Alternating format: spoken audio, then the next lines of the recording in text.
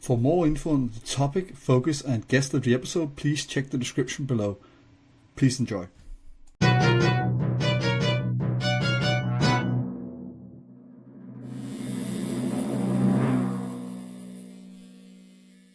Hello, everybody, and welcome back to the Inky Thoughts podcast. And so we're continuing my new and possibly favorite subseries of the podcast, Reclaiming the Self. And I could not be more excited, honestly. And she's already suffered through this, my dear guest today. How giddy and excited I am about interviewing her. But we're talking about reclaiming the self, which is all about bodily autonomy and tattoos and its self-identity and embodied identity. All my favorite things.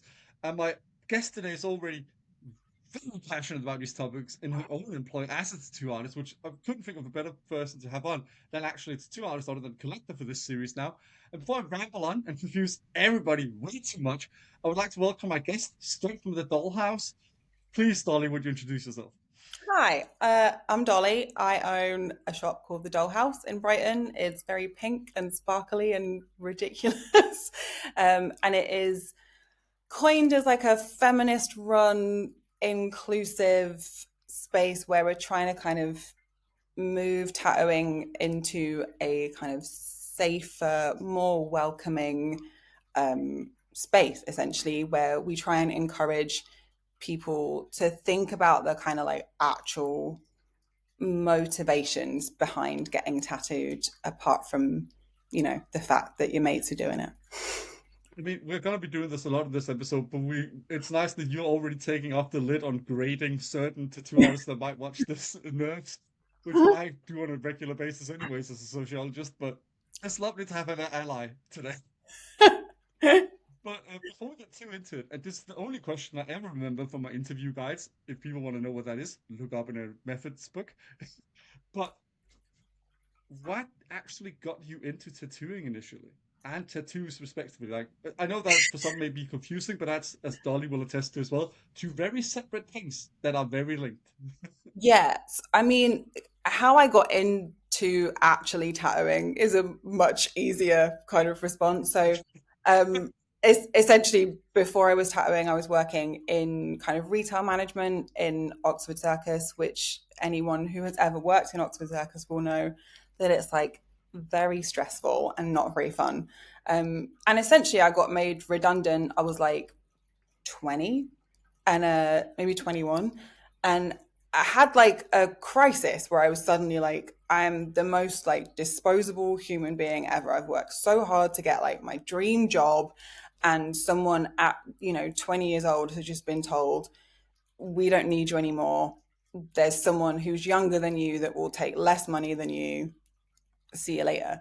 And I had a real crisis about it, and I was just lucky enough at the time to have a friend who was a tattoo artist but wasn't particularly business minded, and he said, well, whilst you're sitting around crying not knowing what you're doing with your life, do you want to help me run the shop?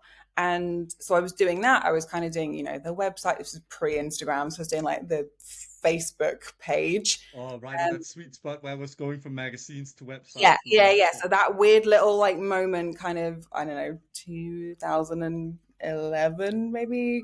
Um, yeah, and then I was just kind of helping out, and I have an art background, and then he was just like, why don't you learn how to tattoo? And at the time it wasn't an option because I didn't have any kind of representation apart from like Kat Von D, that like female Mm, tattooers yeah. were a thing, because again we didn't have Instagram. So if and there definitely were female tattooers, but I just didn't know they existed. And my parents were completely devastated, but I said yes, thank you, I would really like to learn how to tattoo, and and the rest is history. I But mean, that is very 90s parents. Like, I'm yeah, usually get a the real odd one job. out. Like I'm the one that had odd parents that sat me and my twin brother down and were like, "Hey, wait till you're 18, and then you can do what the fuck you want with your buddies."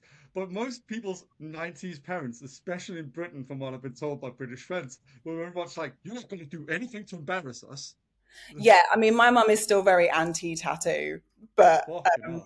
I mean, my dad's if he does have an opinion, he's never told me what it is. But, Oh, but yeah, my mum, we've transitioned out of arguing every time I get tattooed, and just, fucking hell.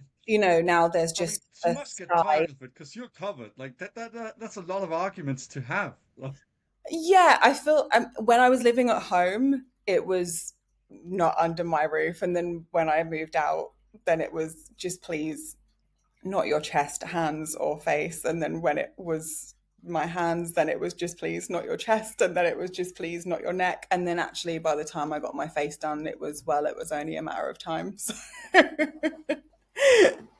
so that's yeah, we've come a long way, but yeah, they I weren't mean, yeah. pleased at the time. But I think it was more out of fear of me not having any Well, stability, and it also it's being very kind of unknown territory back then. well, it's also the fact that many don't want to recognize, and I think we're going to get into this as well today, maybe a bit in the fringes of what we're actually going to be talking about. But the thing that matters, I hate as sociologists when people say there's no stigma anymore, because the Mhm. truth of it is that the target's just been moved. There's no Yeah, stigma to having like a couple of tattoos, maybe a sleeve, or some you can't that don't really show when you're clothed or stuff like that. There's still a lot of stigma when you go in, when you really want to be, as some sociologists have named it. I can't remember his name right now, which I'm a bit embarrassed about. When you become a tattooed person, somebody that actually yeah, commits to tattooed identity and also want to have a lot of coverage, there's still a heavy amount of stigma. yeah, 100%. Like, I mean, I got my hands tattooed when I'd like passed my apprenticeship, and it was my like, okay, I'm a tattooer, like I'm in now. Whereas, kind of up until that point, me doing my apprenticeship, there was always a moment where I was like, what if I'm just like told I'm not allowed Oh, in? um, but I don't think I sort of went into getting tattooed thinking I was going to kind of become a tattooed person. no. Um, it just kind of, I guess it just kind of happened more naturally than I feel like now, because it is so much more kind of socially acceptable depending Yeah. on where you're from and where you live. I think particularly in Brighton, when people kind of get into, when they start getting tattooed, they have like a vision of themselves where they're kind of already Mm. on their way to becoming heavily tattooed. And I feel like the way that I kind of communicate with my clients is very like forward thinking. So when you're talking about, Yeah. placement and sizes and all of that stuff, you're always thinking, well, what if you do suddenly decide to make this a sleeve? And what if you do decide to turn this into a chest piece? There's always that kind of potential to get more and more tattooed.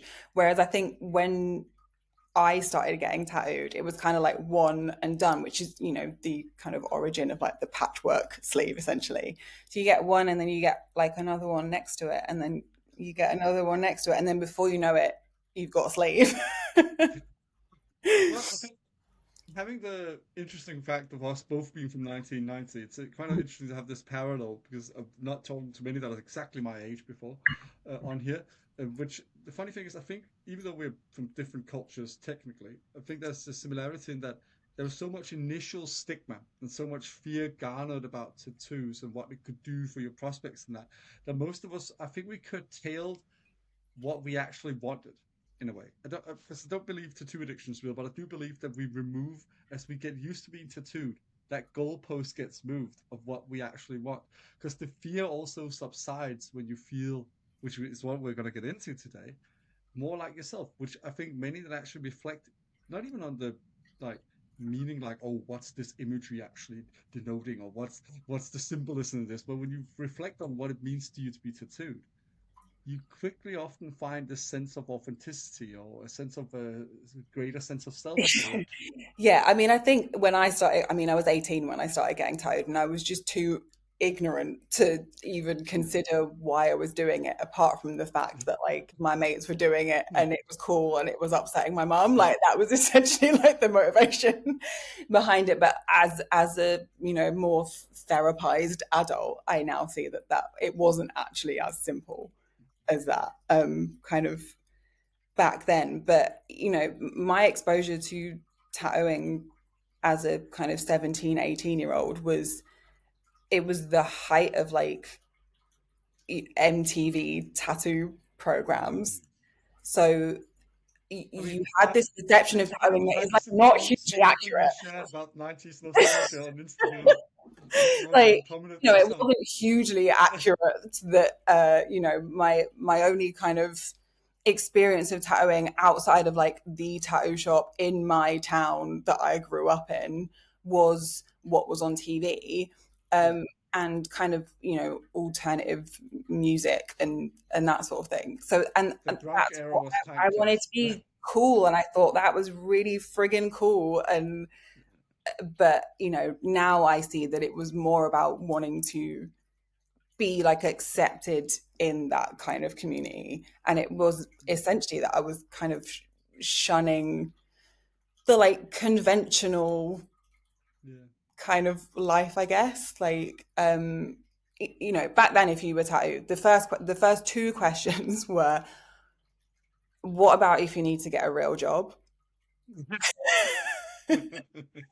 So I'll just let that Oh, hang that there. gives me a lot of um, flashbacks. and what about on your wedding day? Hmm. Yeah, and That's a you know, mainly female one. That's a mainly female yeah, one, I'd say. and now as a non 18-year-old, I'm like, well, if I needed to get a real job like a 9 to 5, I wouldn't want to work for a company that isn't inclusive and accepting of people that look different ways. Yeah. And on my wedding day, the likelihood of me marrying someone that doesn't want me to have my tattoos on display is just not that high. Like, you know, it's not like they're not going to know that about me until the day. I mean, especially in your case, that'll be fucking. Yeah, but like, and I feel like people don't ask that as much anymore, but I still have, you know, my one side of my family is Greek and quite traditional, and no one in either side of my family has got tattoos. And the Oh, question yeah, is same. still, you know, what about if you need to get a real job? And I've been tattooing like 13 years. Oh, you know, man. That's a rough one.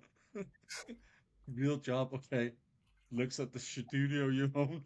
Yeah, there's me working 60 hours a week. Like, it's So nobody's business. I'll talk to my employees about that one. Yeah, yeah, yeah.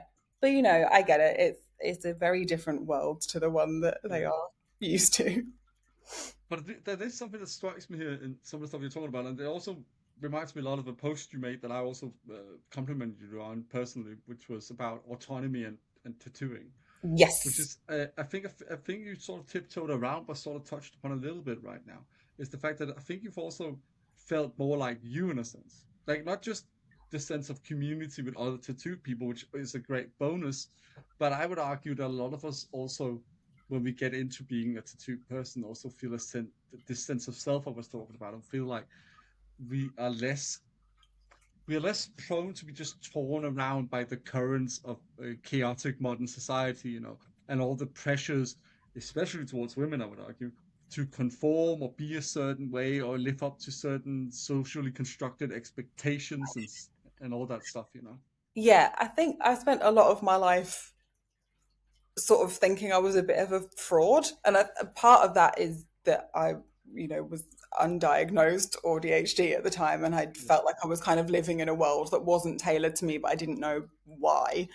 Um, but also a big part of that is, you know, kind of generationally with like the tipping point between, you know, schools are kind of essentially designed to like program children to get them into work, and it all be very kind of conventional and conservative, and everyone's just a carbon copy of each other. I mean, And especially I in always Britain, just it felt like I is. was doing it wrong.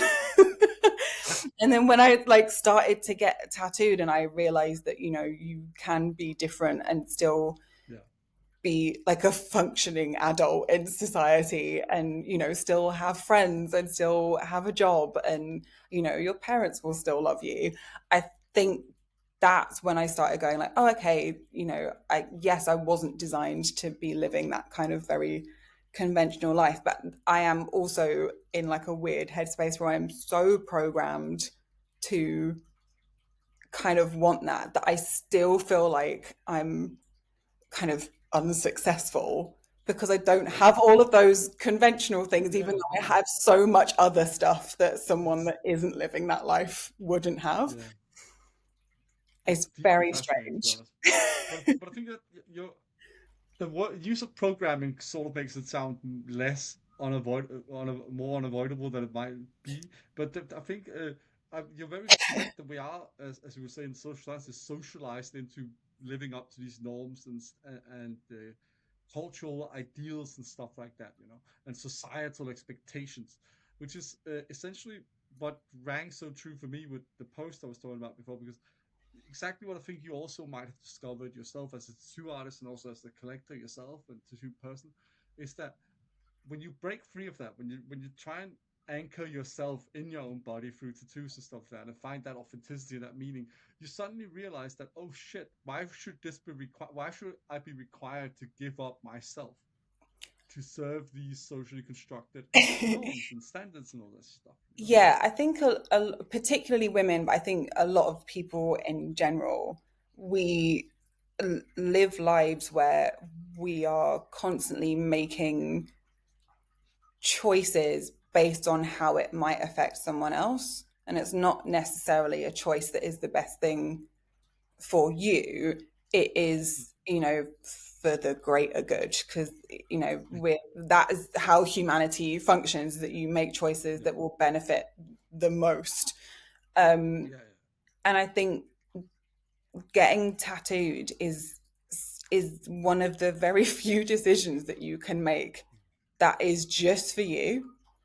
yeah, Like it doesn't, there's going to be an element of, lots of people will want a tattoo and they will only want to get a tattoo if they think that their tattooist is enjoying it. So it is a bit blurry, but I think as far as, making choices just for you without caring about the impact that it has on anything else, there aren't many things that I can think of day to day yeah, that I make choices about. And like, I live on my own. So it's not like I've got like a bunch of other people to consider the kind of day to day in my kind of personal life. But at work, every decision I make affects a bunch of other people that work in my shop.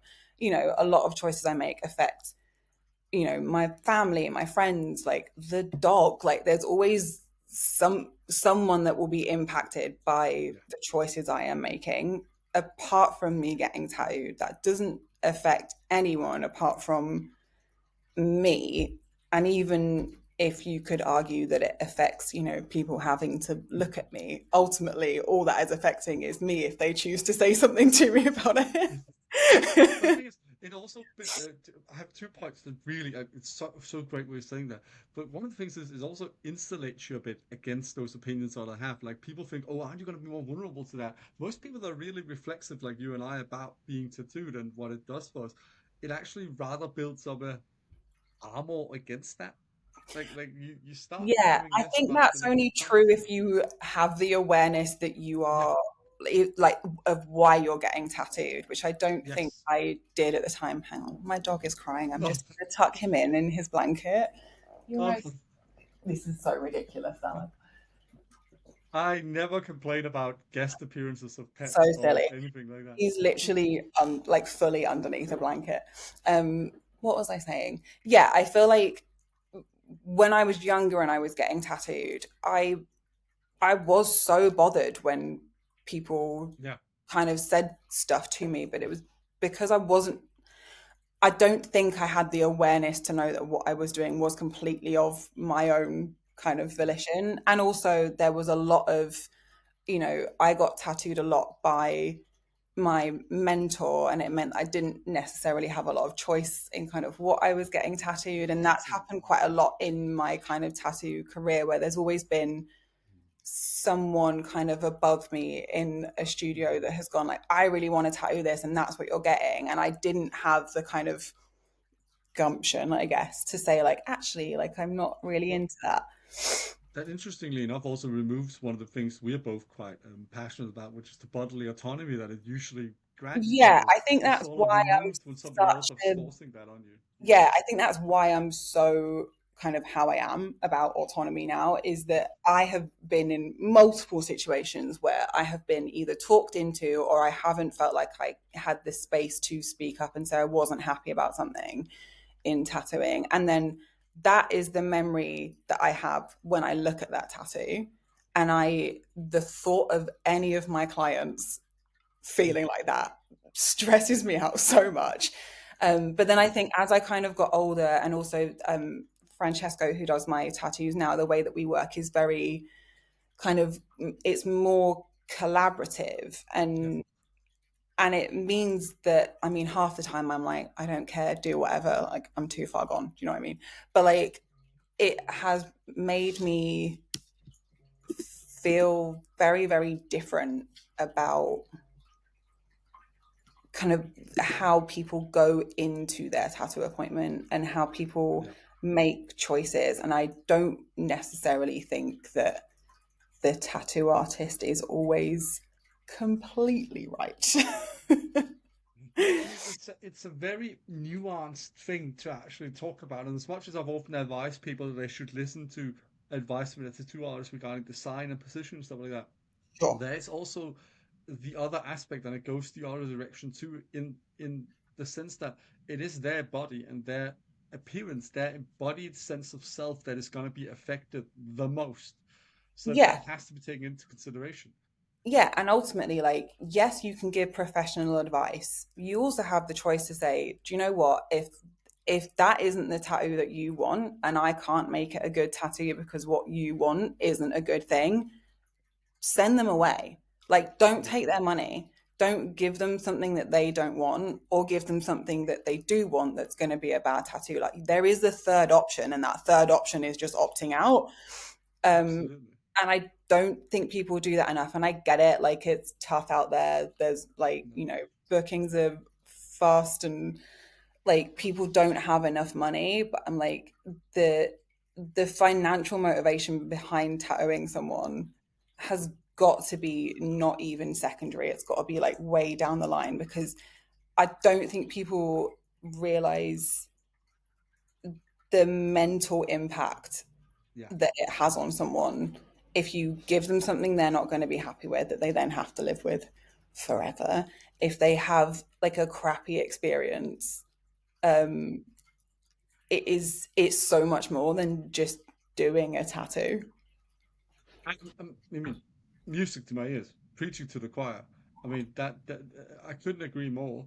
And that's also what I started thinking about when you talk about for example, tattoo. So sort of the tattoos you were sort of coerced into getting, for lack of a better term. It's the same thing when I see youngsters getting tattoos because their mates are getting it and they want the same one, or they want it because they sort of feel socially pressured into. Those are the ones that are, instead of having this effect of a greater sense of bodily autonomy, it's gonna have the opposite effect. That's the danger. That's the balance you gotta strike here. That's the other side of the coin. That when you don't do it like for personal reflexive reasons in that sense, it can have the opposite effect and actually take away from your sense of bodily autonomy and your Yeah, sense and of self. I mean, I wouldn't have even had the cognitive function to think about that as an 18-year-old. Like, I quite No. often think that they should change the legal age to 21, because, like, I was a I mean, moron when I was 18. well, that's Like, the thing. I Like, was not I realized I'm in the a odd position one to out make because I was a nerd decisions. even then, and I was very reflexive even when I was 18 and got my first tattoos. But I'm the odd one out. Like, I'm absolutely the exception that proves the rule. And Yeah, I I very much was. agree. It should be older. Like, it should be 21 at least. Like Yeah, I that think would it probably really be a good should. time Because to start. I mean, I was just, 90% made up of Lambrini and WKD, and like, Oh and man, also like a lot of my friends were that's a older, and I am a person who, like, I grew up feeling very uncool and very kind of like an outsider, and I got really bullied at school. And then a lot of my friends when I left school were older than me, and I just desperately wanted to fit yeah. in. And like, ultimately I was just making a bunch of decisions based on other people's perceptions of me and what I thought would make people like me. And I think that is so normal for someone of that Oh, age. You absolutely. don't know who you are. I would say the only difference is there is way more guidance and information to be gotten out there now. Like when we started getting tattooed in 2008, Mhm. that was just starting to appear, but it was Yeah. very Oh my difficult God, to find. 18-years now And are and so and much and smarter than and, I and was. the stuff we know about tattooed identity was also only just really getting going. Like there was some studies in the 90s and 80s, but they weren't really put in public purview as such. Not as much as they are today. So that's why I think I mean, we almost talk ourselves out of giving this advice in a sense, and I think we shouldn't because I think it's a very different time nowadays, and Mhm. people can be informed even when they're young and want to get tattooed. And I think it's a very smart thing to do because it's a long-lasting decision, and laser is expensive and doesn't really work well. Yeah. So I would highly recommend anybody to research in that way. And I always make it very clear, which I think you would agree with me. It's not that we are saying, oh, you need to have a story behind a tattoo or you need to have a deep meaning. It's rather that you need to reflect on, do you like the idea of being tattooed? Yeah. Can And you when you look carry in the this? mirror, Can you does be your this? gut go like, Yeah, fuck yeah? Because, like, to yeah, me, that's the response I want from all of my exactly, clients. I don't want my exactly. client to look in the mirror and then go, what do you think? Fuck. Because I'm like, it doesn't matter Yeah. what, like, I've drawn it, so I know it's good. Like, I need you to tell me what you think. I never have to see it again. Like, Yeah. But um, exactly, that's why the autonomy comes in because when you do the other thing, it's a very brief moment of possibly feeling a bit like, oh yeah, fuck yeah. But if you haven't really reflected on it, that can very quickly sour over time and you start looking at that mirror and not knowing who you are. Whereas I bet when you and I look in a mirror, we couldn't see ourselves in it if the tattoos weren't there. yeah, I mean, You know? I don't really notice mine anymore, which is No, but wild, but like, it's an ironic way of putting it, but it's probably more that you feel so at home in being that tattoo that you don't know they don't pop out to you. It's not a glaring thing in the yeah, mirror like that they're there. it's not the first thing I noticed, and I don't think I realized that until God, I was dating. This was years ago. I was dating someone, and he kept introducing me to everyone as his tattooist girlfriend, and it like. I was like, there's so much more to me than the fact that I'm tattooed and that I'm a tattooer. Like, I just found the whole Also, thing I would argue, does it need so to be weird. said? Like, Yeah, like I also like you've just taken like a conversation starter away from me because um but I don't think I realized that, for a lot of people it is the first thing that like it is the thing that they think is my entire identity is that I am a tattooed person, and to me it's, so secondary. It's that's just the kind other of thing. part of Like, who I am. people often misunderstand, and it's borrowing from some of intersectional theory, from feminist theory and Black feminist theory here. But it is quite interesting and great to extrapolate to this. The fact of the matter is, it's an important aspect of who we are, being tattoo people, but it's not all we are. Yeah, it's All part of our identity my is multifaceted. identity, but it's very much just, you know, a part of what makes me me. It's not Yeah, like an additional thing. no, But they're like, this is like a completely separate thing, and if you didn't have that, you just I think wouldn't that's a be who you very are. good It's so way strange. to explain it. It's not an add-on; it's a part of the whole. Yeah, It's and that shows the importance of it. It's not less important than other parts, but it's also not the only part, and it's also yeah. not. It's It's not so just a veneer. Ironically, so it's not just a veneer slapped across the whole thing. yeah. They're like, this Which is is the only also thing that funny. makes her Whereas interesting. originally, like, Like, I'm also like really into dinosaurs and sharks, so could we maybe talk about that instead? Like, yeah, right, see you in a Brighton pub going like, I actually also like dinosaurs. yeah. Watch if you were a dinosaur, what kind of dinosaur would you be? Yeah. Like that's what I talk about, because essentially I talk about tattoos all day, every day. I don't necessarily want to go to the pub and talk about talk about tattoos. Like, email me. Do you know what I mean? I very much get it. As much as I love to nerd out tattoos, but I think that's also to digress for a short moment. I think that uh, it's not just me as a sociologist that like to nerd out about tattoos. It's just that when you're really into tattoos, it becomes more fun to nerd out about it Mhm. with people that can nerd out about it, and not Yes, just that is the anybody out there that just wants to ask you about it or just wants to talk about it or yeah. Like their I have layman's opinion. Like it's way more fun. Like for example, you're probably way more interested in talking about, hey, what's your analysis, mass as a sociologist? rather Yeah. than just like, oh yes, Steve, what's your opinion on tattoos? Yeah, I feel like, like the pub dynamic, very, very different to like Yeah, talking about tattoos absolutely. from like a tattooer perspective. So like I've obviously got lots of friends that are tattooists and I talk about tattoos all day, every day with them, and it is fun and you're learning and you're getting other perspectives and Yeah. that's fun. When you're at a pub and they're like, oh, my mate did my sleeve in their shed for 70 quid, you're like, okay, like Then you gotta like go into yourself and be like, do you want to be a bitch? Do you want to be nice to yeah, them about because this thing? my And immediate response is to go like, "Oh, that's so nice," but like internally, I'm like, "When am I allowed to go home?" Jesus fuck, what who did that? Like before we had this digression, that's the one thing I pity. Many are very kind-hearted, especially female tattoo artists, because you get asked a lot more because people find you more approachable. The amount of times you have to swallow wanting to be like, who the fuck did that? Yeah, they need reporting. It's really hard. I feel The like fuck? I also never Whoever noticed. you let near your body with a tattoo machine to do that does not need to be near a tattoo Yeah, machine or body. I also never realized the difference between kind of being a tattooed woman and being a tattooed man Yeah. until so like and like any relationship I'd been in before my ex was with someone that like wasn't as heavily tattooed as me. And me and my ex partner are kind of equally as tattooed as each other. Oh And man. last summer it was kind of, we're both walking down the street, everyone's yelling at me, no one's yelling at him. And it was only like when he kind of went, "Oh my God, like this is your everyday, is people just like saying stuff to you when like you're going to like the supermarket?"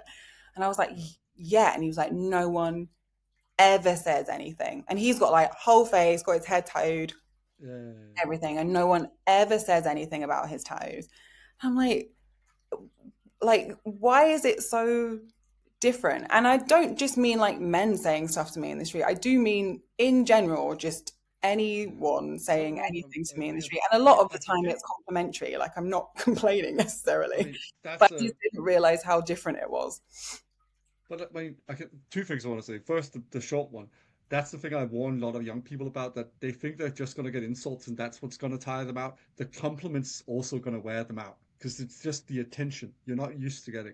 Yeah. That's what's going to wear you out. That's what you're going to get used to if you want to be visibly tattooed. The other part here is, as sociologists, I would argue, it's because of misogynistic systematic structures, basically, in the patriarchal society we live in. Because the thing is, men with tattoos, no matter their build almost, are seen as intimidating and unapproachable, so they automatically don't get the same amount of comments. Often they'll get comments from other men who Mhm. are like feel arrogant or proud enough to go and tell you off for what you did, or Yeah. old people who don't give a shit.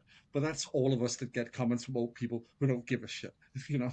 But women, however, because you're seen in this misogynistic sort of systematic worldview as more approachable, less defendable, less scary, all this shit, they just feel like they can go and basically argue against you and what you want to do with your body, you know? Like, it's fucking weird because I think they do feel the same reprehensiveness about men, but they feel way less inclined to go and ensue on their bodily autonomy. Whereas Yeah. they feel absolutely free will to go and tell any woman, like, oh, you shouldn't have gotten those tits done, or you shouldn't have done your hair like that, or you shouldn't have done those tattoos, or you shouldn't have, like, that's one of the reasons I also want to be on here. Women face way more scrutiny, even if before we talk tattoos, regarding your embodied identity than Yeah, men for ever do. sure. I remember like when I first moved to Brighton, and again, like I don't get anywhere near as much like attention in Brighton because No, it's so much more kind of normal to be so yeah, tattooed. Brighton is a But very wondrous place in that way. also, there's like an air of confidence in Brightonians that like people in a village might not have. So like, Like, I do still get quite a lot of comments, and I remember speaking to my dad about it once, and I was saying, like I don't understand why everyone feels the need to say stuff to me all the time. You wouldn't like go up to someone in the street and have a go at them about the color of their hair or like their weight or what they're wearing. And my dad said, no, you wouldn't.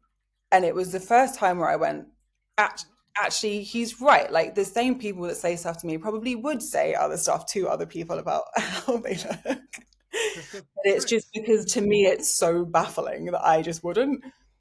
But it's the entitlement given to some people, and rather afforded to them for various different aspects sometimes that gives them this entitlement that they feel they can go and basically tell you off for expressing yourself and being yourself, you know. Yeah, and just the I don't know, the notion of telling like of I think particularly with women, it comes with this energy of like, but they're trying to help you and like give you advice because you're obviously so There's a lot of this broken and you pity need in a someone way. to like tell you how you can live a better existence. And like, I just find it so, I'm like, you don't know me. Like, I'm doing all right.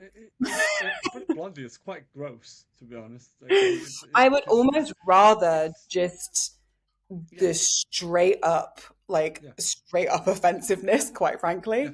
The Then other thing's almost worse because they're trying to disguise to themselves that they don't like what you're doing, yeah, and by that they saying, and that they are giving in to societal norms where you are resisting them. And I yeah, think that's also another aspect of it that I've argued before, and that some sociologists I know and other researchers I know agree with. That there's also a certain level of cowardice on their part that makes them feel jealous of you because they don't dare to do that. It's not just with tattoos, but they often it comes from people they just look like run of the mill copy paste Jane and Jim whatever shit anywhere in the world, and they're the ones that comment on it. But I think it's often out of a coward jealousy yeah, that they I don't do think dare that. step out of line. They don't dare be themselves. They don't dare demand what we're demanding by doing this.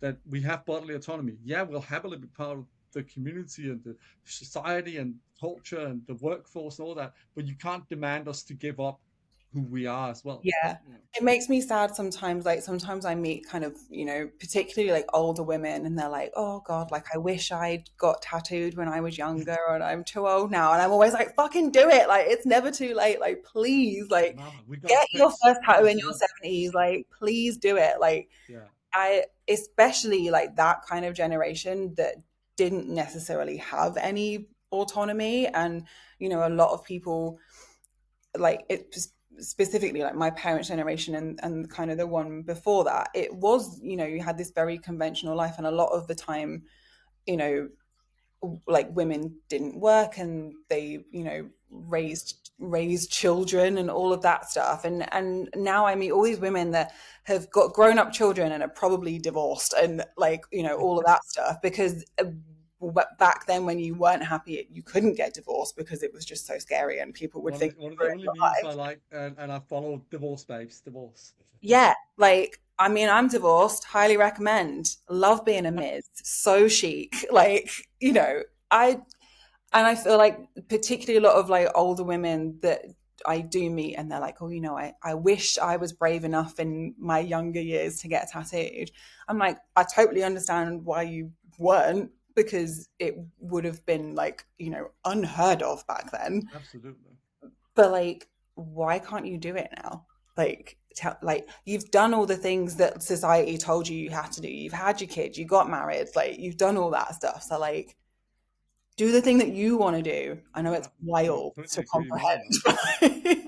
But it's also another aspect of it, which is why I think the your aspect of bodily autonomy is very useful as well. Is that I've met so many women that get divorced early on when I was younger, in their 40s, and then they suddenly want to get tattoos, and you always ask them, "Why didn't you do it before?" And it's like, "Oh, my husband hated tattoos." It's like, Oh my well, god, that's the first reason you should just have gotten them, yeah, you know, like straight up, because like because that's when you do stuff like that. And it doesn't have to do with tattoos, but just speaking as an embodiment sociologist, when you give up the autonomy of your own body to please your partner, that's a very great erosion of your own sense of self, and you mhm. start becoming very codependent on the relationship for validating your existence in a way. That's very Yeah, and then unhealthy, you know. what one of two things are going to happen when you and that partner break up inevitably. Yeah, So you're either going to like haul ass and you're going to get a bunch of tattoos that you haven't really thought about because you're just like recommend. rebelling Yeah, against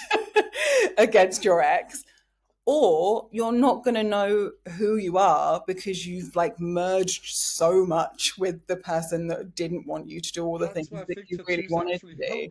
help. Yeah, That's honestly what I would argue as a sociologist. That's exactly where this reclaiming of the self for these women comes in, because that is where they go out and they realize that there is a them yeah, beyond that past relationship and that past partner, and they reclaim their own ownership and relationship to their bodies through the tattooing experience. yeah. It's so powerful, and I see it in people my age that you know like tattoo collectors that are very, very Yeah, into tattooing, and they identify kind of as a tattooed person, yeah, and they do it as a way of kind of coming back to themselves, taking themselves out of, their day to day kind of chaotic life. Like life's really hard at the moment. And, a lot of my regular clients have very conventional day to day lives, but yeah. the the shift is that they're all so aware that when they are living their kind of Monday to Friday 9 to 5, that's when they're masking. Whereas I feel like a lot of people are kind of the other way. And so many of my clients have that thing where they're like, oh, like I've literally been pretending to be someone that I'm not all Yeah. week, and now I'm going to come and like get tattooed, and I'm going to be where I feel comfortable, and I'm going to have like good chats with people that understand who I actually am. And I find that so amazing. But then on the Mhm. flip side, I've got this kind of pocket of clients that are second and third year uni students that Just want to get a couple of are tats and kind stuff. of Yeah, like figuring themselves out, yeah, and are also dealing with parents that don't necessarily want them to get tattooed. But there is so much more encouragement these days to make yeah. your own choices, to fuel your own autonomy, to not listen to other people's opinions. But I can see them constantly like battling. Like, I'm sure my client won't mind me say, I'm not going to say her name or anything, but she won't mind me saying that she came and kind of got tattooed by me, gosh, maybe 6 months ago. Since then, she's been tattooed pretty much every week since then. And Fucking hell. she's second year uni student. And Yeah. her family, very anti tattoo. Her sister, particularly, very, very opinionated Oh about God. how tattooed she's getting. And there's been this really glorious shift in her confidence where at the beginning she was coming in and she was definitely taking my advice, but I had to really encourage her to like think about, the Yeah. design and whether she was Placement. happy with it and the placement. And I really had to encourage her to kind of tap into what she actually wanted and to Yeah, get because if her she out just of does it this like reactionary mentality and just where, like in anger, it's gonna end up yeah, shit. and she also just felt like she was being such a huge inconvenience for like asking to change things, or like maybe she would email and say like maybe I'm not being clear enough about my design. And there's been this shift where I've seen her go from kind of making choices and then being concerned or like second guessing her design choice because of something that her sister might have said. Her sister, who doesn't have Yes. any tattoos, doesn't like tattoos, Yeah, is very fuck open her. about the fact that she doesn't like tattoos. But she's still like, oh God, like maybe she's Yeah. right. And now the more tattoos she's getting, now she's like, I didn't even tell my sister about this one. Like she's come so far the other way where it's just been so I love. glorious to watch. I love you talking about Like, this now. and I she's love like, this now so she's like like, why would that's I so ask nice. someone? Why would I ask someone's opinion on my tattoo Because idea when they don't even fucking like tattoos? I, And I'm g- like, I yes. get why it Why would warms your you? heart. Yes. I really get why it warms your heart as an artist being able to facilitate this sort of growth in a person and be an entrepreneur. But also, you must have had such a triumphant laugh on the inside when she's like, I didn't even tell my sister about this one. Oh, yeah, I literally was like, yeah, fuck her. Like, and I don't know, like, I'm sure her sister's lovely. Like, Yeah. but it was just Yeah. like her lovely little face when she came in, and she was Yeah. so I like fucking love that. But that's also triumphant about the fact that she'd come but in that's the and thing, she like was just that's like, also I her want taking it, I'm ownership. doing it. Yeah. That's the And autonomy, you know. it was so beautiful to watch. And I, she's like 20. oh, fucking awesome for it to be Yeah, there it's already, real to be honest. dreamy. It took us years after that. I know. But yeah, But like stuff like that just fuels why I am so you know, I do want to aggy go about back to one point and sort of add to it with some sociology here, because you've talked about some of your regular clients and the whole thing about how they feel like masking in the day to day and stuff like that. But I think that's exactly why two theories might be very applicable. One of them is an older one from back in 1999, or actually, called Anchoring the Self, which it. is about this idea of like the chaotic expectations and liquid sense of everything in modern society, where everything is at risk. Nothing's for certain anymore. You're not going to have that job tomorrow, possibly. You're not going to maybe have those friends forever. You're not going to live in that place maybe for that many years. Or everything's a bit up and risky and stuff like that, and random and chaotic. So what we do when we get to do this, that we sort of anchor our sense of self. That becomes our home base. We sort of cement this thing that can't be taken away by these chaotic forces. That's one part that I thought about with this.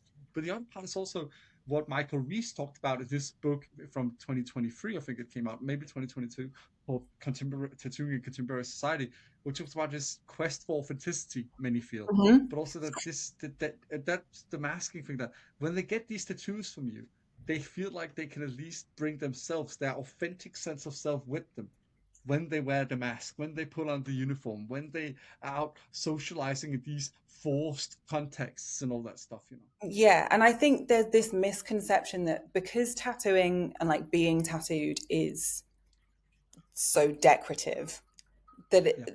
a lot of people have said to me, you know, that I'm so tattooed And you to must want the to attention. almost like cover up like who I actually am, and to like put like an armor on myself to like not let anyone know the real me.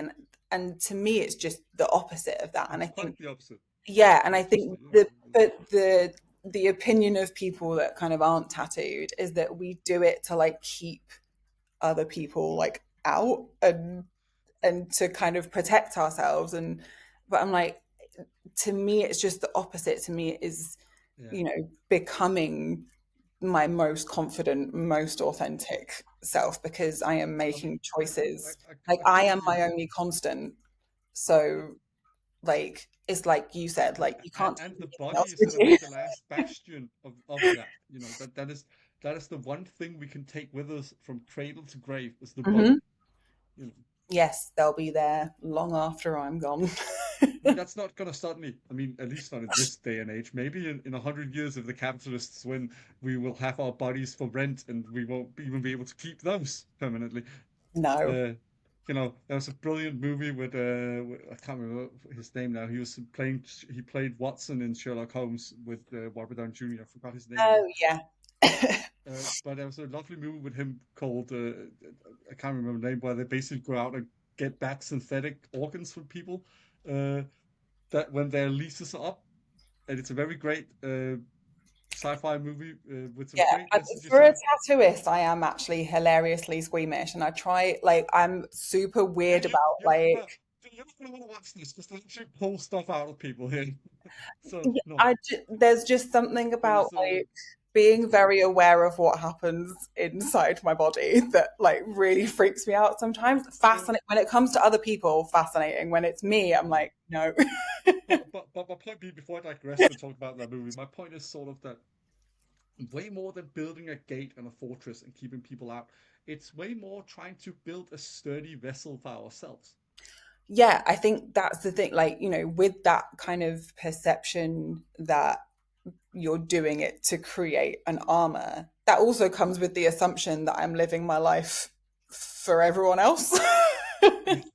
Which I'm not, like, because, you know, people leave and quite frankly, I don't care. So, But I think the point you made is not to try and really have an effect on other people. I mean, we can't avoid stuff we do in affecting how interactions form with other people and stuff like that. But that's not the point with this. The point is exactly the bodily autonomy. It's reclaiming this sense of self from all these external forces that's constantly, especially for women, once again, wants to tell you, be like this, do this, have this kind of career, have this kind of expectations, go have kids, go have a family, go yeah. do this, and all this shit, you know, where getting tattooed sort of pulls you back into realizing that, hey, I'm actually the one making sense and meaning in this life.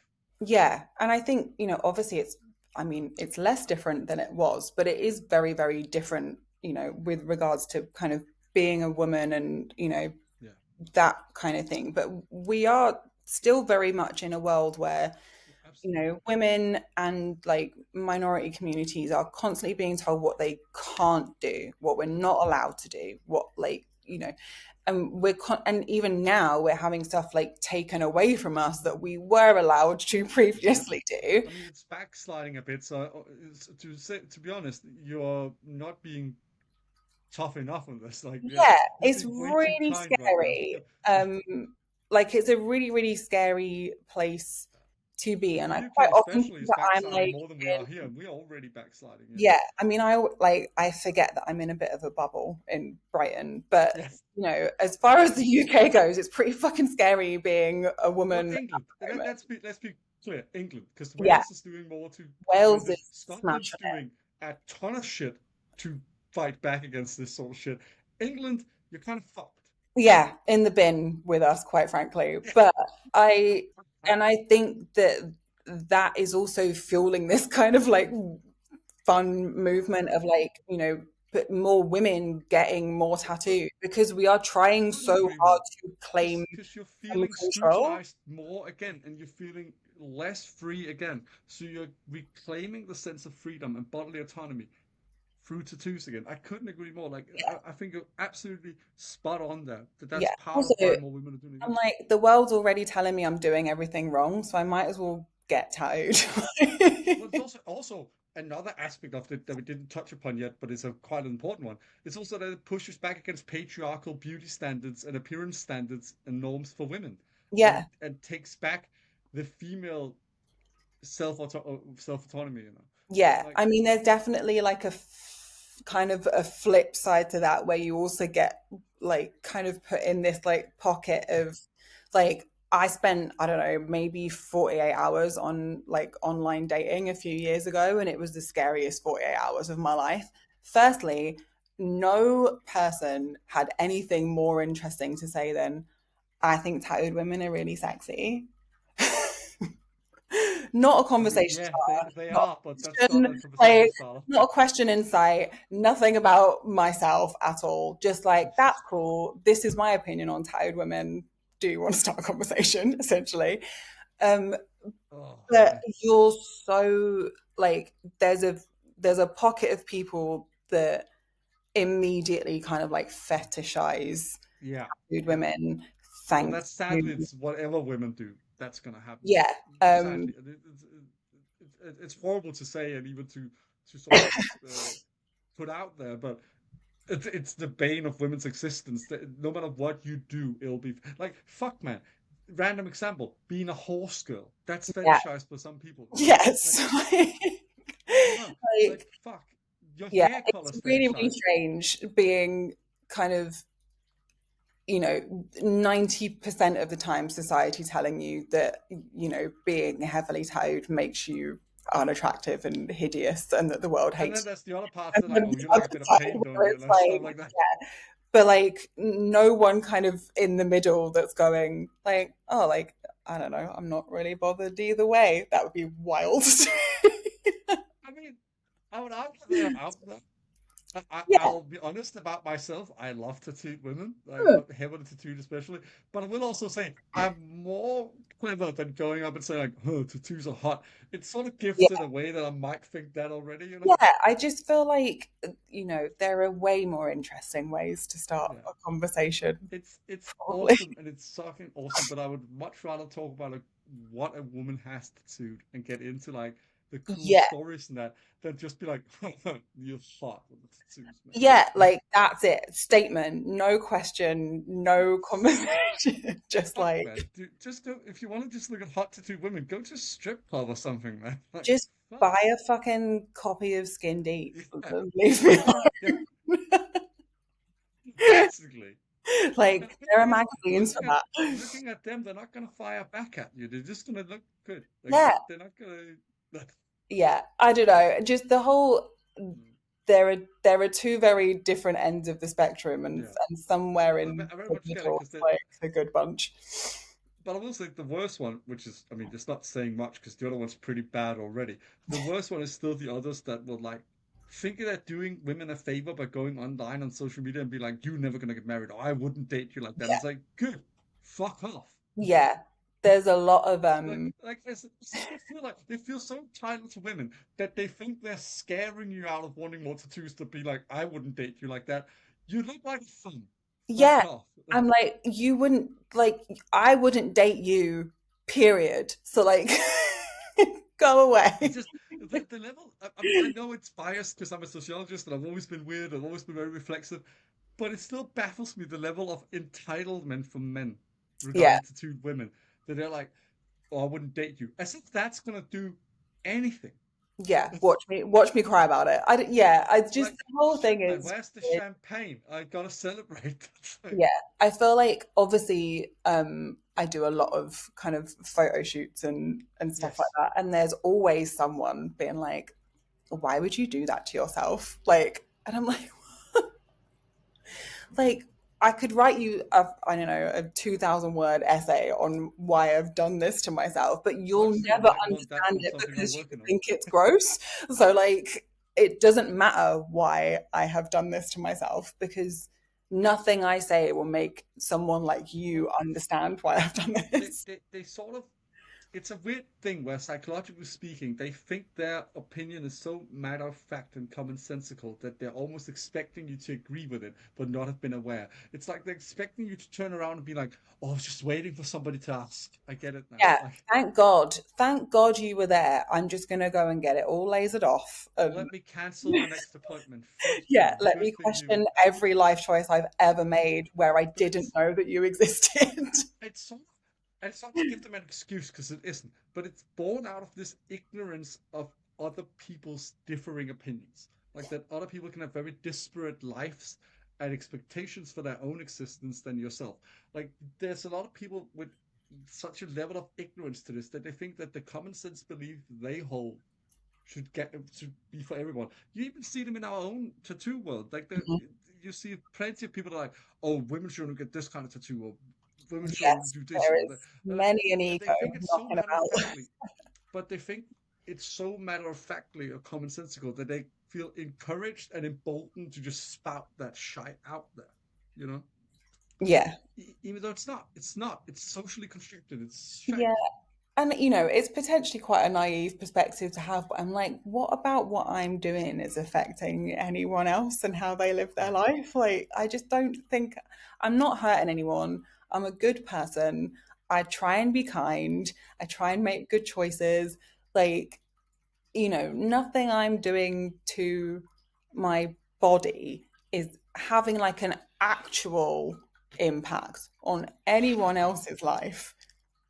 Plus, the But only for impact you're some having reason, I is think people helping think, others with their autonomy. Like you have a positive impact on other people's sense of self, and you even go out of your way to assist in that reflection with your clients. You know, yeah, you go out of your way to help them with that. So you're doing more good than most people that are just like, "Oh yeah, get it. What do you have? All right, stencil on the body, bish bosh out." yeah. You Well, that's largely thanks to my therapist. So, know, because well, we I got mean, you. I don't think I had any kind of uh, awareness of like why I was getting tattooed until I'd had a lot of therapy.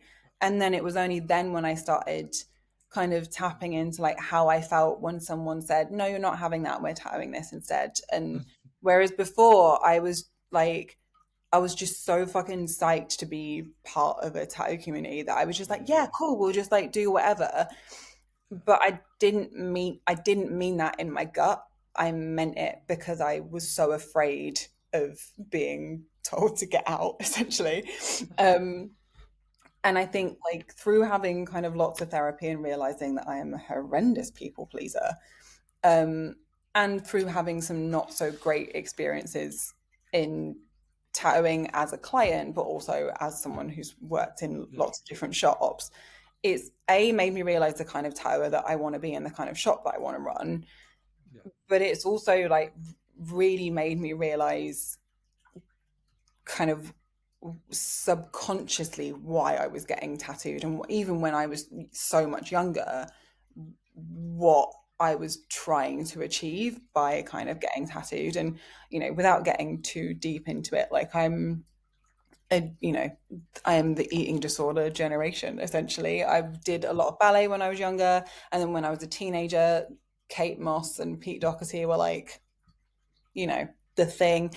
Amy Winehouse, that's kind of who I was looking up to as a teenager, which, you know, all brilliant artists and people, but Yeah, not the not healthiest though. not the healthiest lifestyle choices.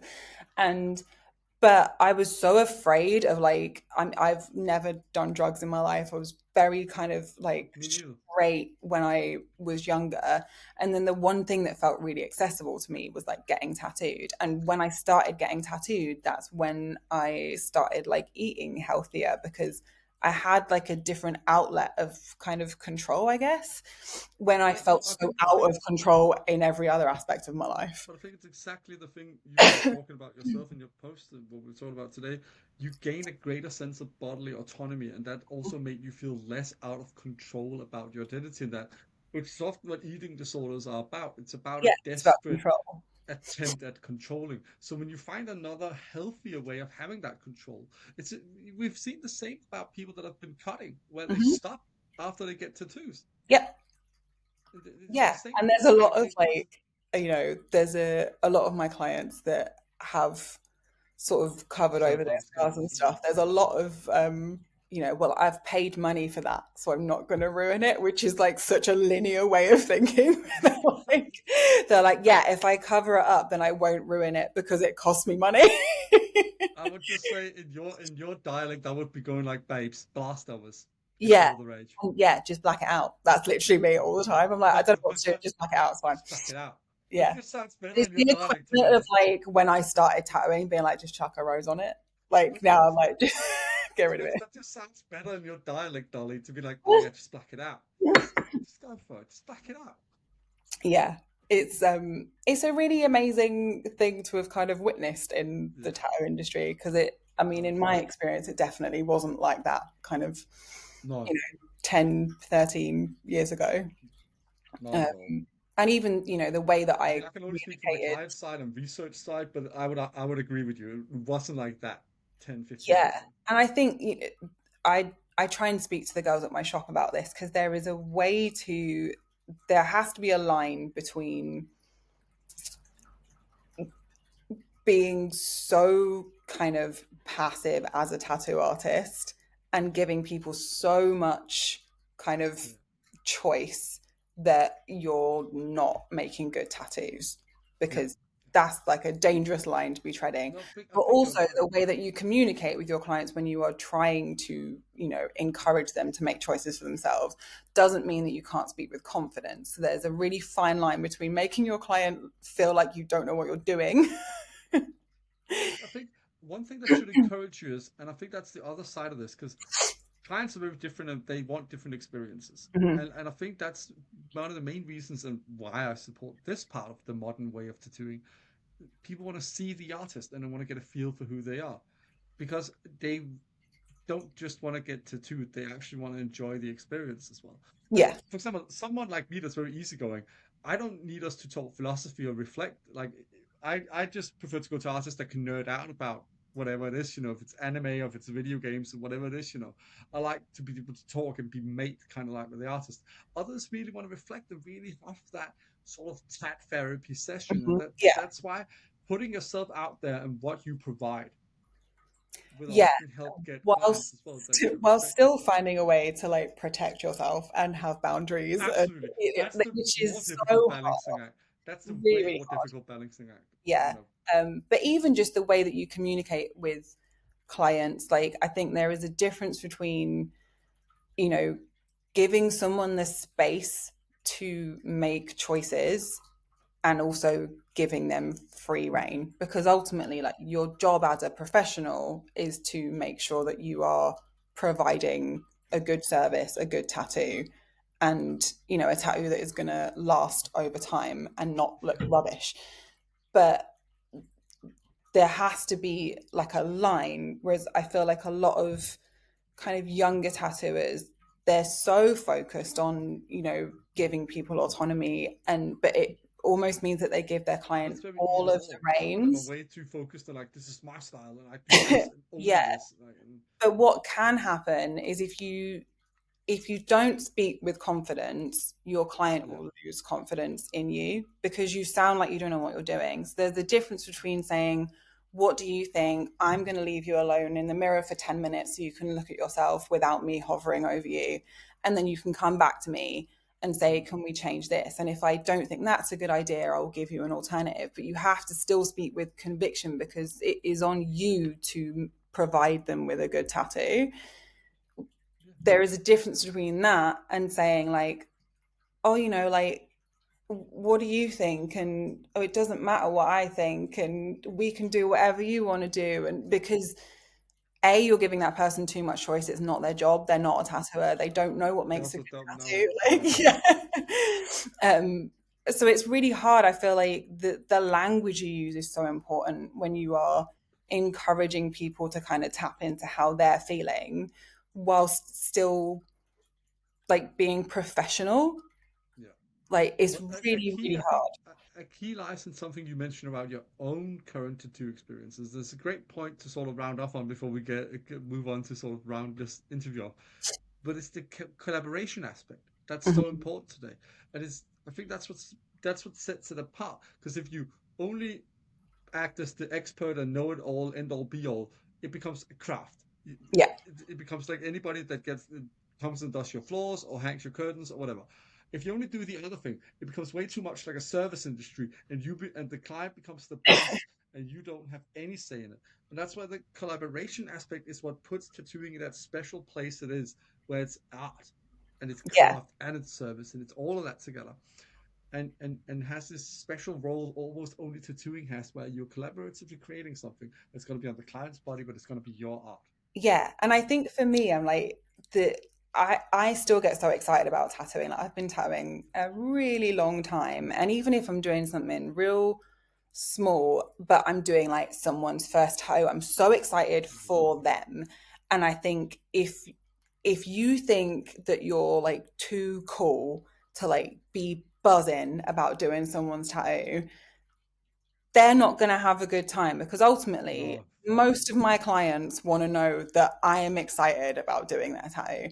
And Absolutely. if you That's always the aren't best sessions afraid as well, to right? like let your clients see that like silly giddy bit of you where you're like, this is going to be fucking sick, that's going to give them confidence, and then that's going to mean that you are like making more collaborative choices. Because if I put a stencil on and I peel it off and I'm like, fucking yeah. Half the time, my clients don't even want to look in the mirror. They're like, if you think it's Yeah, that good, then it puts you at fine. ease. Like I can we can speak from our own experiences too. It just makes you relax right then and there when the artist looks at it and goes like, fuck yeah. Yeah. Like, I Because think having that, like, the humility to still be like, to feel part of the I'm in project. this. Yeah, I'm in this. I'm here to like make this as fun for you as possible, but also like I'm excited about doing it Because for nobody you. wants to feel like a chore or a paycheck, Yeah. And I think a lot of my especially for clients, 6 hours. You know, yeah, a lot of my clients come in and they're so apologetic and they're so like, sorry if I'm being annoying, and like, oh, can we move that stencil? And I have to say, you move the stencil once and it's always the second time they barely even look. They're like, yeah, it's fine. And I'm like, fucking look in the mirror, and if it's not fine, we'll move it again. But it's this like, everyone feels so bad for taking up people's time yeah. that they feel like an inconvenience. And They I'm feel like, like they're taking the piss, but they're just being human. You know, yeah, and I'm like, you're just making choices for yourself. Like, take me out of the equation. Like, just it's fine. Like that's the your one and only job is to make this choice for yourself. And if it means I have to move a stencil 1,000 times, and then you might not even want to get it tattooed, and I send you on your way, then fine. I would rather that than someone leave my shop going, I felt really pressured into getting that tattoo, or being buzzing about it for the first 6 months and then being like, oh, actually, I wish I'd shit. done Yeah. that, or I wish I'd had it a little bit smaller or bigger or somewhere else or whatever. Like, I can't think of anything worse than It that. also it also insulates them again. Another point. which is so many people that aren't really confident in it or might not have that aspect you're putting forward here. It takes one bad remark from a mate or a Yeah, colleague, and then they regret it. yeah. That's why I actively discourage people bringing Yeah, people to their appointments. Um, yeah, and not everyone in my shop does, but on my booking information, it's like, please come alone to your appointment because 9 times out of 10, people bring someone who doesn't have any tattoos yeah. or like their mum who doesn't really want them to be tattooed in the Or first place. worse, their boyfriend. Yeah. And then there's all these opinions that you don't need that that don't matter, kind of It makes the getting into your client little smarter to brainworms. try and appease everybody in that room. You know. Yeah. Yeah, and it can't be done. The only person that it actually matters to is the person getting the tattoo. What a beautiful note to round off on. Now, before we go, I warned you about this. I always love to end on on a lighter note because I mean it's been enjoyable this, but it has been I tried to not make it too neggy. no no too naggy. Oh, what a British way to say it. But you know, it has been quite deep. So it's nice to rustle the feathers a bit and get into something. So I'm gonna accuse you of something. Why do you keep making me jealous about you going to fucking Glasgow? I miss that city. You keep fucking Okay, doing it, Dolly. so I love Glasgow, and I'm endlessly asked why I don't just move there, and I don't have an answer to that apart from the fact that my whole life is in Brighton. But there's just something about it. Love that it's on a grid Absolutely. system. You can't get lost in Glasgow. It's literally impossible. A grid system for Dude, people you with just go to the ADHD underground and is you'll a be somewhere. glorious You're like, fuck, thing. man. Um, but man, the people in Glasgow. The first time I went to Glasgow, I walked into a coffee shop, People make and Glasgow. Truest saying for city ever. truly, the first person I saw in Glasgow was this girl in a coffee shop, and she spoke to me like she'd known me for her entire life, to the point where I was like, "Oh my God, I'm so sorry. Like, I have believe I the let you?" term. I would coin it this abrasive kindness. Yeah, I was literally like, "I'm so sorry. I'm the worst. I tattoo loads of people. I don't remember who you are." And she was like, "What do you mean?" Like, I was just saying good morning. And Good that's how evening. southern I've Good become, where I was evening. so like afraid that this person knew me and was like familiar with me because she was just Fucking. being friendly. um, but Oh Glaswegian man. people are the Uh, fucking coolest. The food in Glasgow is absolutely. next level. Oh, The oh, music I scene fucking in miss. Glasgow Oh, I is have so this sick. Japanese place down down Ashton Lane I used to go to called Ramen Dio. It's a Oh, smaller chain, but so holy good. shit. So Oh, good. the one in Ashton Lane, so fucking the It's fucking just sesame seed best. ice cream. The Yeah. sesame seed ice cream for the cert. It's just Oh man. the best. The people are the best. My clients in Glasgow are next level cool. What's the The music parks? scene is cool. The parks, let me tell Hey, you, if you Brighton miss if not you like strong on the doggies, park go to game. Kelvin Grove Park. If you Yeah, like dogs, go Kelvin to Grove Kelvin Park, Grove Park. Queen's Park, Fuck you, just man. like it's just beautiful. And I affirm that it is a hugely underrated city. And everyone I've ever met is like, but Edinburgh, no, Ah, Edinburgh's fuck beautiful. off. Edinburgh. It's Fuck nice for a off. day. My It's a friend day Sam is trip going to at be so best. annoyed that I've said this because he's like Edinburgh forever. But I'm a Glasgow till I die gal. I mean, Cammy can have Edinburgh if he wants to. I'll fucking stick with Glasgow. It's very pretty in Edinburgh, but it's a day Cammy's trip. awesome, and he did a great photo shoot with you, and I fucking love the bastard. But Glasgow's where's that? Yeah, I'm a sticky floors kind of gal, and that's what Fuck Glasgow's yeah, got for man. me. It's just the Bath best. Street. You have Bath Street. You have Bias Road. You have fucking. Ba- the, the list It's goes got on, man. everything. There are also some fucking unreal towers in Glasgow. So Oh fuck yeah! I mean, just just in Jim's shop alone, mhm. down the fucking Yeah. Merchant Street. No, what I can't remember what it's called. North Street, North Merchant Street. The long road that up after Bias Road that just goes through across the city. Oh yeah, yeah. Oh my God, what is it called? I I can't know what you remember. mean. But But yeah, there's that just one. There's Gold Leaf. There's where you go. There's yeah, fucking so many good tattoos in that city of every style. Of yeah. every style. Amazing. Just it's just good vibes, Glasgow. Then you got the Clyde there. Love it. Yeah, got the Clyde museums, the botanical gardens, the friggin' It's where the big yin's from. yeah. The necropolis, And if just you don't know everything who the about big it. yin is, go to Glasgow and they'll teach you who the big yin is. Yeah. And I think for me, standing in the necropolis, looking Oh, out, that is. seeing the cathedral, seeing See, all I of Glasgow always, I is just always tell the people that are goth enough from anywhere in the world, or emo enough from anywhere in the world, they like vampire shit. I'm like, you gotta go to the Northern Necropolis yeah, in you Glasgow. really do. Like, It fuck is Edinburgh. the You'll see most some cool beautiful shit there place. too, but go to the Northern Necropolis in Glasgow if you like gothy shit. I That's it. go every time I go to Glasgow. It's like Oh my no, rounding off my end of my trip thing. It's just, it's not far from city centre. It's just you right can down the walk East it End, you know. It's in fucking, just half an hour. You can walk to the it's necropolis. a tough walk if you don't have hills, you know. Yeah, it is Just hilly. warning, just warning fellow Danish people out Yeah. there. It's a rough Anyone, one. anyone who's Danish, Glasgow's hilly. And not like pretend hills like we have in Denmark, but like actual fucking hills. Actual, you will like the altitude chains. But I love it. Can't wait to go back Wait, in March. you laugh, but our tallest natural point is 130 meters, something like That's that. mental. Yeah, so like we, I mean it when I say it's flat here. Right? Well, on that lovely note, and me now missing Glasgow more than ever, let me say this. I've had such a joy having you on the podcast, Dolly, and it's been absolutely incredible. I can't thank you enough for coming on this modest little podcast of mine My and pleasure. nerding out about tattoos. My pleasure, to be honest. But please, not, not that you need it, but it's only fair. Will you please plug yourself, what you have going on, where people can Oh find God, more about the you? pressure of selling myself. What have we got going on? We're doing Brighton convention. So if you want to follow my shop on Instagram, it is the Dollhouse BTN. Hmm, My personal Instagram is just Dolly Tattoos because I yeah, was tattooing before Instagram existed. So, um, but yeah, as far as stuff that we've got going on, we've got the convention at the end of February, which would be well, really this will cool be in out after that, Brighton.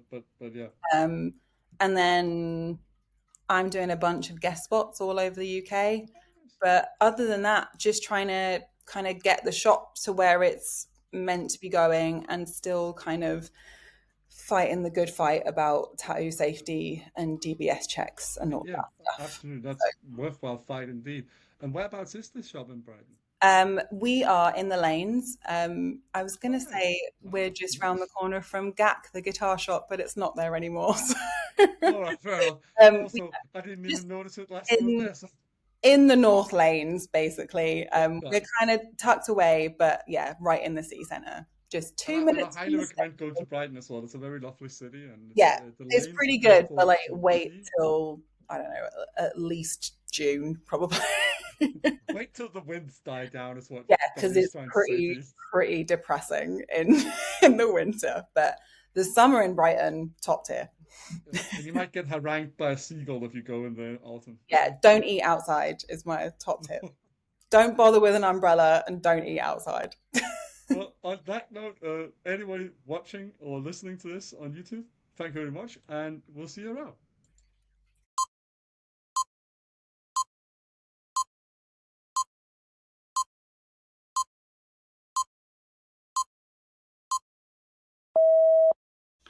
Hello, everybody. I hope you enjoyed this awesome episode with the lovely Dolly Tattoos. It's always a joy for me to talk to people about this particular topic, as it's, as you mean, as anybody who's followed the podcast will know, near and dear to my heart, and what I do as a sociologist.